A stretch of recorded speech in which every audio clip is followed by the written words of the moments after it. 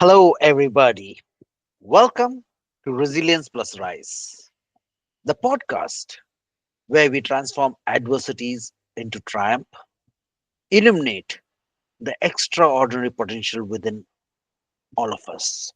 When I talk about extraordinary, the first glance, the people that I talk to, they are ordinary, but they have done things which are extra, and we call them extraordinary. I am your host, Thomas Scaria, a resilience coach, an ultra marathoner, and a firm believer on your next most important chapter. This podcast is a companion to my upcoming book, Resilience Plus Rise 26.2 Transformative Miles to Unleash Your Marathon of Life Mindset, coming early 2025. Here we amplify stories of hope, perseverance, and success to inspire your journey. Today, I have an amazing guest. Actually, I have invited him back, Allyn Goodrich. He had come a while back, and when I was going through the podcast again, I realized there's so much of value. There might be people who have missed the podcast, so I just didn't want to put it as a repost, but have a perspective, maybe a fresh perspective about what's been happening in Alan's life. So when I talk about Alan, he considers himself as a normal guy. Remember, I mentioned the ordinary potential? That's what he considers, just a normal guy. He's a Las Vegas SWAT officer. He's an instructor for combined systems. And best of all, he's a best selling author of October Strong. He started his journey a little more in the recent past, a little more than that, to find a way to help the people in services, cops out. Mental health and physical health are the priorities. And he always believes there got to be a better way. With this, welcome Alan to the show. Hey, Thomas, thank you for having me. Awesome to be back. So, Alan, to the people who are not aware about you, as I just mentioned, you are a SWAT team leader. And for how my question over here is that what made you get into this line of defense?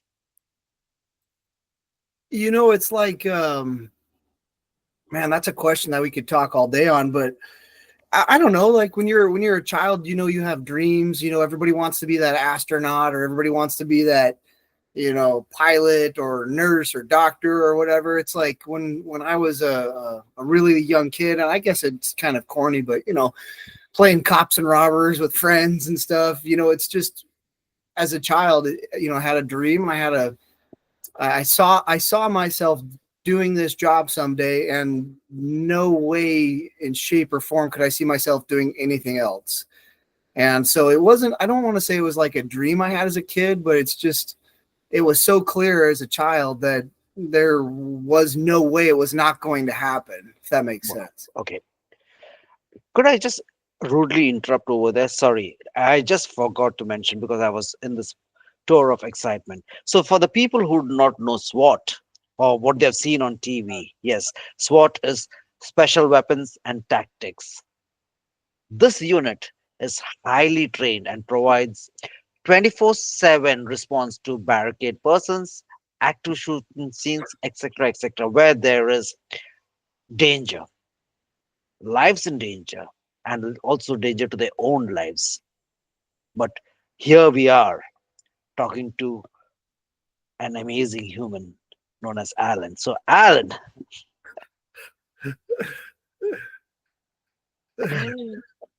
so you know what it was not just oh I saw the TV and I saw the people were being in that particular action way. You know your life hinges on the job that you do. What was going through your mind when you signed that okay this is where I am putting my life on? Well, I think at the beginning there's so much excitement. You work so hard for a certain goal, and it's very very difficult to get into this position. So you put a lot of time and a lot of work and a lot of energy into getting the job, right? And you get the job and you're just so excited you'll do anything to work and to be a part of the team. And as far as like what goes through your mind when you're signing up for the job, not a whole lot except for excitement. A lot of the truths that come with this kind of danger, they don't really set in until you until you're in. Well, I shouldn't even say that. When you're in those kind of situations that are very scary or dangerous, you really aren't thinking too much into those situations. It's kind of the couple days after something crazy happens that you get time to digest what you just experienced. So we try not to think of what's going on or the potential hazards or danger during that time. It's something you can worry about the days and weeks to come after those moments. So they come quite often, but you try not to. I don't want to say think about it, because thinking can cause a lot of problems that you don't want. So you just try and do your job. Everybody has a specific role. That's why it's called a team. My role may be what I think is insignificant for the moment, but it's critical to the team success. So you just do your individual little part, and everybody does their individual parts, and you trust everybody. And then later on, you can worry about like, holy crap, that bullet was close to my head or whatever. Like you can worry about that stuff later. Exactly. So, thank you for that. And here, in fact, I got three key points that I would like to talk about. The first one is when you mentioned about the hard truths.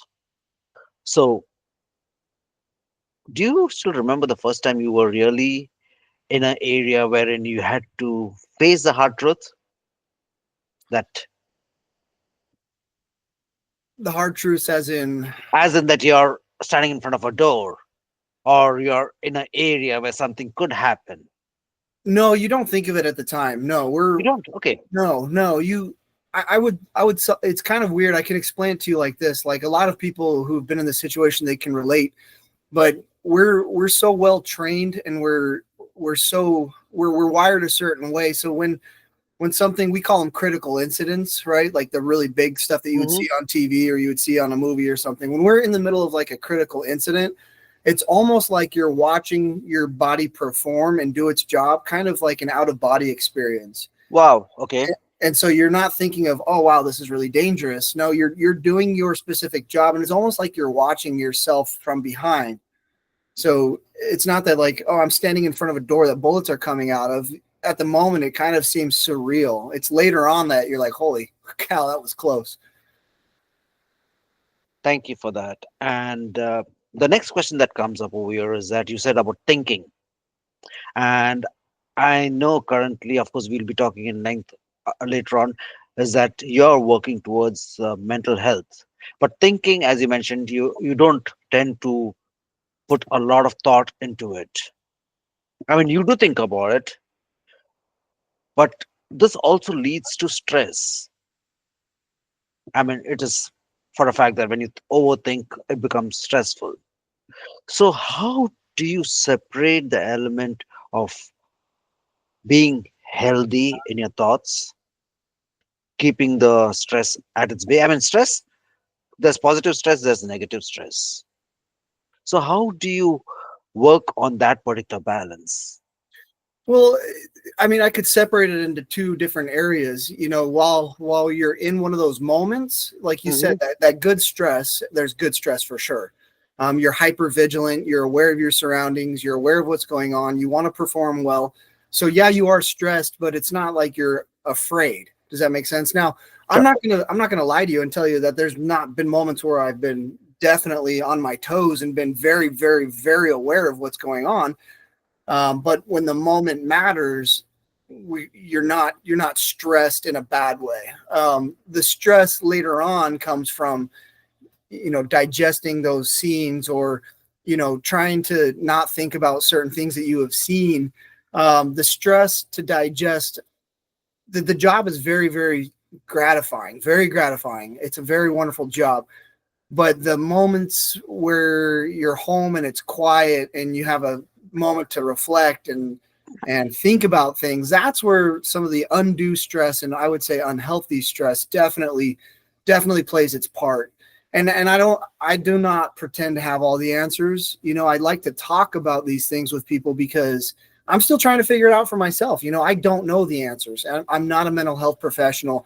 I don't have some degrees on some wall behind me saying that I have some education. No, I just have been through a few things and I'm trying to get through them still to this day. And so I'm not afraid to talk about it anymore. I definitely found things that have helped me. But the things that have helped me may not help everybody. So I just like talking about it these days, just so we can find a way. Wonderful. And the third element was you are a SWAT team lead, and there would be your group, your team coming in together. How do you keep that motivation high? How do you allow them not to lose the focus? Oh, that part's very easy. That part's very easy. Okay. So, we like to, I don't want to sound cocky or arrogant, right? But you have to understand the people I work with are all very, very, very talented, wonderful people. We have the ability to select our teammates from a large, large, large pool of people. So we only select people that we know can do the job very well. So in those moments, or even at work in general, where we don't have crazy things going on, we have such a high caliber of people working around us that it's infectious how well people do their jobs and how good their attitudes are. And so that is not difficult at all. I don't have to lead anybody. I'm in charge of a bunch of guys that we have a certain role to do, and I'm not leading them. I'm with them, because they're all so talented and they're so great at their jobs and have such great attitudes. It's not there's nothing to lead. It's just we got a job to do, and I just got put in a position to help out with some training, I guess. Like Wow. it's Okay. not that complex. That shows the true traits of a leadership, wherein you're a part of the team and you're taking them. A thought which just came up is that you mentioned you're passionate about the thinking part of it, or how you come to you, how you walk towards being a better you holistically. So, what if it's not a trade secret? Could you tell what are the steps that you do that helps you to, I don't say have a, I mean, yeah, have a good frame of mind in the world around? I don't know. I think part of me was born in a way that I don't have a problem looking in the mirror and seeing my own faults. Um, I think I have an ability to look at myself and be like, "Hey, idiot! Like, let's change a few things." So I can have some introspective perspective, I guess. And I think that's just kind of the way I was born. That's a tough question. I don't know. There's a lot of effort that goes into making sure holistically I'm okay, and sometimes I'm not. And I'm not gonna lie. I don't hide it. I've learned over the years to know when I'm not right.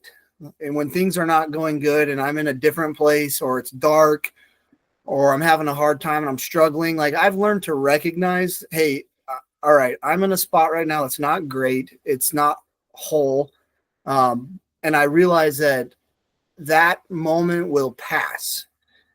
And so I have a whole bunch of patience now because how you're feeling at that moment, that's not how you're going to feel in a couple hours or the next day. But right now, I may be in a bad spot mentally or, whatever the case is, spiritually. I just know that it's going to hit like a wave. And I got to hold my breath and just relax for a few minutes and it'll recede and it'll go away. And in a little bit, I'll be okay again, And so I like it. when I hear people talk about finding their things that help them out. Some people go for hikes, some people go to the gym, some people ride their motorcycles, whatever it is, to pass that time. But I've learned to recognize dark times where I know that I'm not okay. I'm not the kind of person that wants to talk about my feelings with a doctor or even a friend. I don't. I like to just kind of relax and digest, and the moment passes, and then okay, I'm back to normal again. Hmm. But over here, now that I've been having quite a bit of podcasts, one of the common threads which I've heard is that having a community, talking to people also helps in a big way. No doubt, no doubt. And I'm not saying that it doesn't. There are people who respond well to that stuff, but I've never have been that person. That the community is important, and I agree. I agree. The community is sorry, it's very important. But I've never. I guess maybe I'm kind of a loner where I don't want to talk about the things I'm going through, or no, I really don't. But the community is important, and sometimes it just might be, have a cigar with my buddy sitting on the tailgate of my truck, and we don't even talk. We just sit there and look at the city as we're smoking a cigar. We don't need to even say anything. Just sit there and relax, and that helps, for me. But everybody's different. Okay, fantastic. A question which just come when you mentioned about your body. Um, have there been times when you were training under somebody, or now as a team lead, or when, in fact, as a team lead, there are still managers, I mean, supervisors and head way above you. Have there been incidents, if you're allowed to talk about it, incidents that has made you a better human, a better person, or something that you did, you felt, wow, okay, I did that, and I'm Um, yeah, I mean, like I said, we are very spoiled to select our coworkers, right? Or we call them teammates. Everybody else will call them coworkers. So we're very, very selective in who we have. Now, that same thing really applies to our leadership above us. So I have an assistant team leader who's above me. I have a team leader who's above him. I have a commander who's above him. And all the way through this chain, we just have these fantastic people. All our assistant team leaders are also teammates of mine. Most generally, all our team leaders have once been a SWAT guy. Our commander, on up, they all have done the job, and so they understand our role. So to see a lot of these leadership roles, like for example, right now, my immediate supervisor or our team leader, he's a younger guy who actually has probably about half the time on the police department that I do. And I was senior to him in SWAT before he promoted and then came back, and now he's my boss.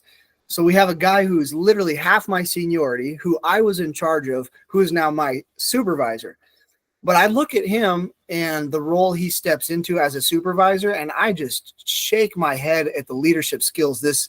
I should say, I shouldn't say young guy, but he is younger, but he is my supervisor. But man, the way he stepped up and became a sergeant and a team leader for us is just, I just sit back and I go, that was not the guy who I worked with, 5, 6 years ago. Now he's in charge of us, and he has just stepped into his role. So there is some amazing leadership.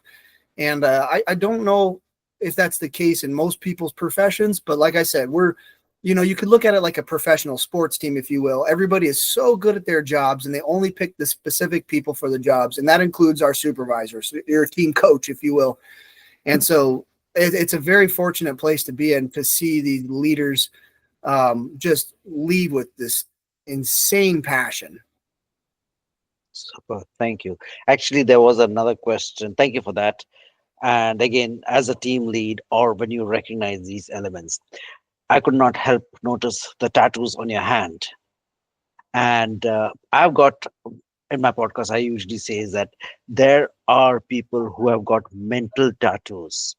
They feel that once the tattoo has been put across, for them to take out that belief or take out the tattoo is very difficult. We know on the skin, it's not easy, but it can be done of erasing the tattoos. But for some people, what suggestions would you say works for if people want to remove their mental tattoo. Because again, in your type of work, because I know there are times wherein there would be standoffs to people, and of course there are negotiators, but there are times wherein you have to be talking to the person in some way or the other. So what are the elements that you would suggest to people who have got mental tattoos and finds it difficult to take it off? Great question, and I have a great answer for you. I don't know if it'll make sense to everybody, so I'm going to try and relate it to Please everybody because I know be free. you Be speak free. to the corporate world and you have people listening to you who aren't necessarily first responders, but I think this can apply to everybody. So I got to tell a story to kind of tell you where I'm going with this, but I have a really good friend. His name is Brian Murphy. So Brian Murphy was a lieutenant on a police department in Wisconsin. He went to a call, which was an active shooter at the Sikh temple shooting in Wisconsin. So he arrives at the Sikh temple, and the active shooter had already killed, I think, about 2 or 3 people at this point when he shows up.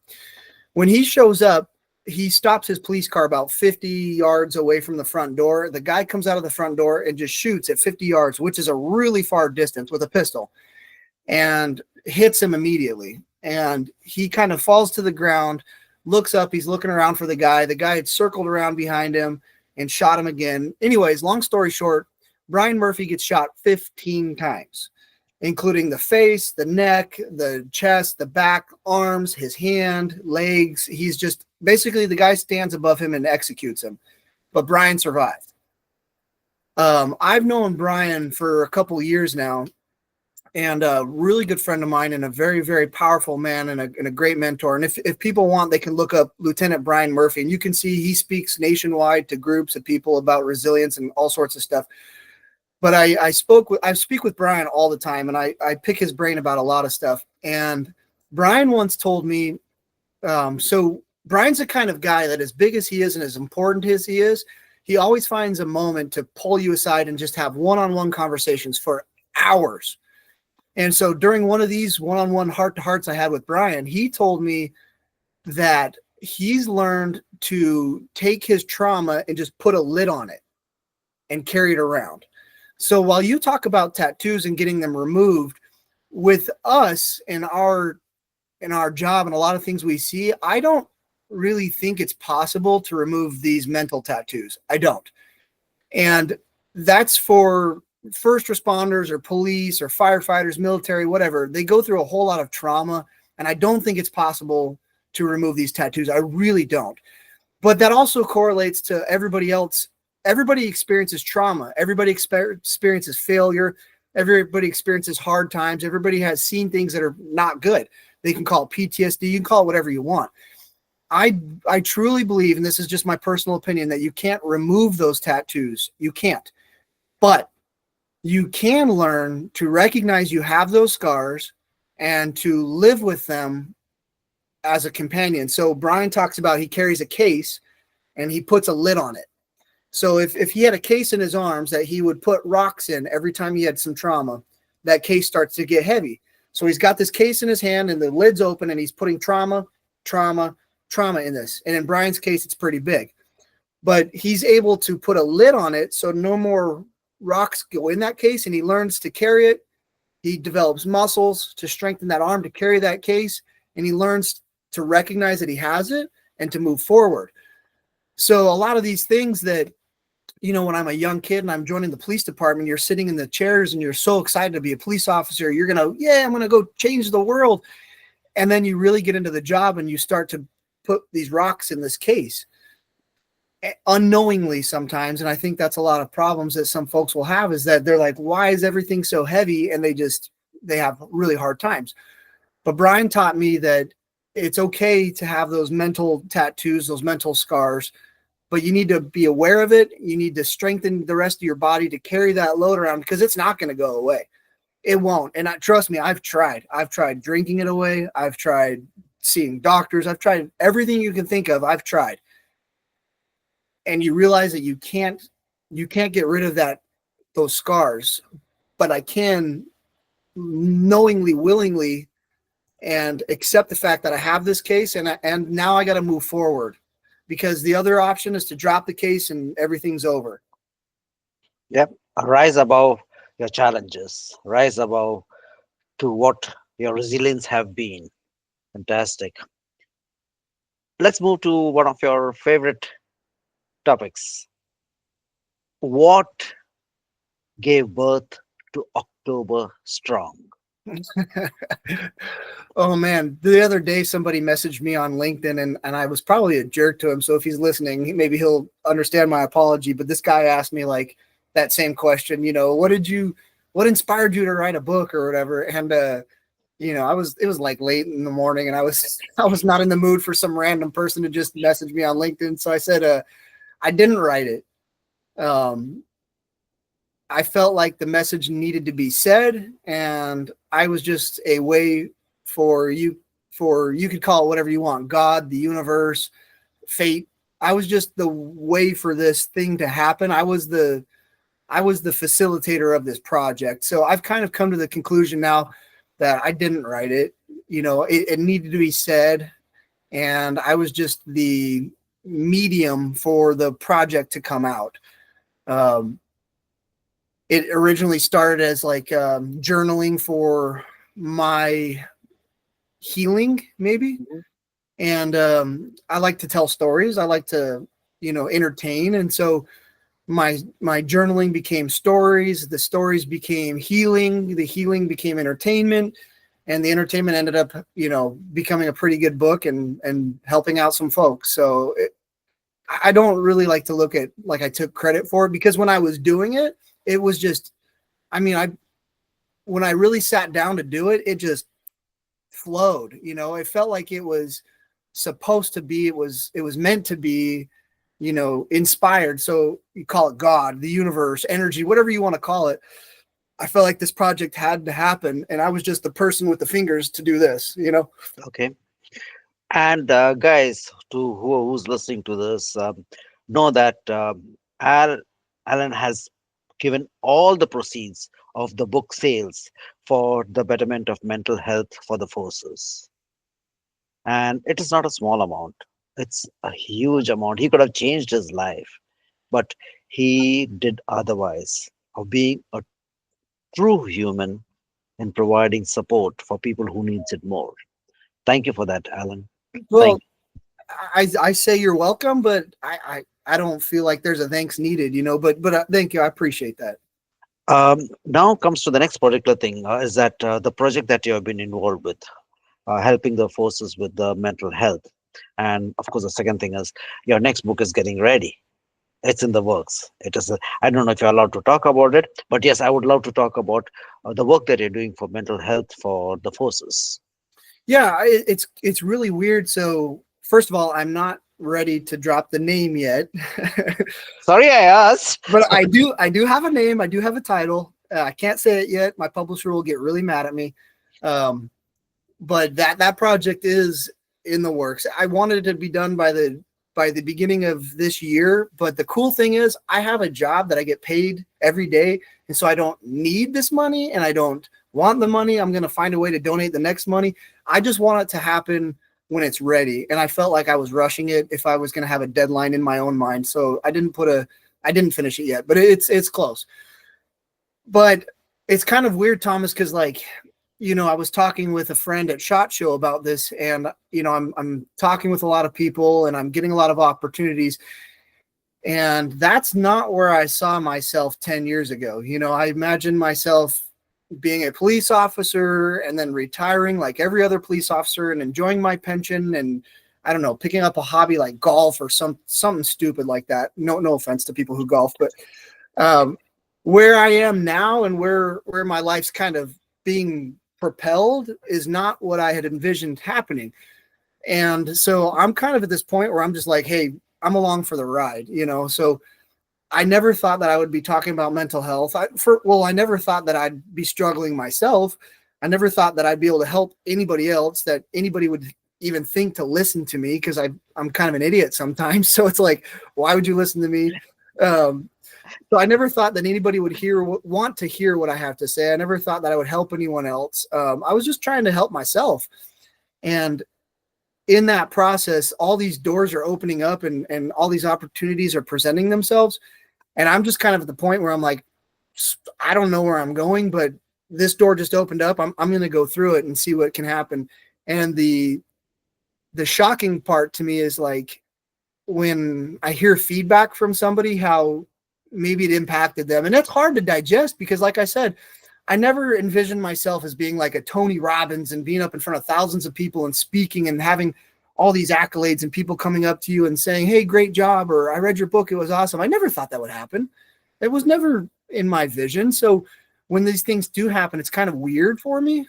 Um, and it's uncomfortable. It's very uncomfortable. I don't like sitting talking about the success of the book or helping other people because it's, there's like maybe a bit of an imposter syndrome. But I've had some talks with some friends, and if it really is helping people, I have to take that part of my ego in check and realize, even though I don't like being on podcasts, I don't like being, recognized, I don't like getting recognition for these projects. If they're helping somebody, then I just have to suck it up. It's too dang bad that I have to do these things, because if it reaches somebody and they hear something that I say and it helps them, that's the reason why we're doing this. And kind of my focus, I've only got about 5 more years till I'm going to retire from the police department. In 5 years, I could see myself just helping full time, finding a way. And I don't know to what capacity, but I imagine myself of doing this full time is where I'm just trying to help folks, even though it's uncomfortable for me to be looked at as the person that's helping, because I struggle too. If I say something that impacts somebody, then it makes it all worth it, if that makes sense. Fantastic. Absolutely wonderful. Anyway, Alan, just being mindful of the time, do you have any last thoughts, statements, paragraphs that you would like to tell to the listeners? Because I'm sure a lot of listeners will listen to this particular podcast. And is there any parting thoughts that comes to your mind? Wow, you're making me wrap it up with one final thought. Oh, Oh okay. no, you can say it's not just one final thought. It could be a paragraph. It could be another 3 5 minutes of you talking, but something that people can feel. Hmm, Okay. let's. Um, I'll kind of give you a sense of what we're working on right now. So every single every single person who's ever been successful, they've had to overcome trials and problems. Everyone, Michael Jordan, Elon Musk, Jeff Bezos, Steve Wynn, you name a big person, a successful person, they've had obstacles, they've had barriers they had to overcome. Every one of them, without exception. When you're in those moments and it's raining and it's dark and it's where you look around you and you see nothing but failure. If you look to your left and right and all you see is failure, you have to have a vision, you have to have a purpose, you have to have a drive. Now, I realize there are people out there who don't have that. So what I want to say is recognize where you're at right now is not where you will be in the future. So have a vision, have a purpose, and just go for it, realizing that that barrier and obstacle in your way is not something that's preventing you from going there. It's something you have to get over so that you can look on top and see further down the path. So keep climbing, keep reaching. If you fail, Eric Thomas talks about it the best. Eric Thomas says, fail forward, right? So I don't want to, have a trademark on that, but Eric Thomas, I learned from his speeches, if you fail, fail forward, which is that is not the title of this book, but fail forward. That is important. We are all going to fail. If you fail, when you fail, fail forward. Okay, great, fantastic. Thank you so very much. And the words that come out of my uh, mouth is respect and salute for you, brother. So, guys, what we have seen is that Alan just talked in short about his journey, his triumphs, his struggles, the valuable lessons that he has uncovered.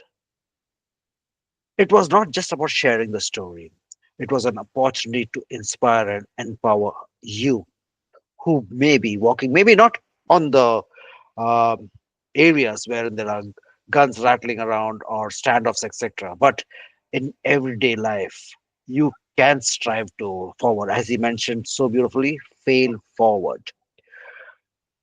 We spoke about the projects that he has been doing, and I one of the beautiful one was about the tattoos we mentioned. So what I heard was a lot of compassion that was mixed with rawness, grit, and determination. He shows that everybody is capable to show the courage to roar, and who's scared to rise, that they can rise. So, with this, Alan, I would say thank you for your space and time. It was just absolutely wonderful talking to you again on this. It was my pleasure, Thomas. Thank you.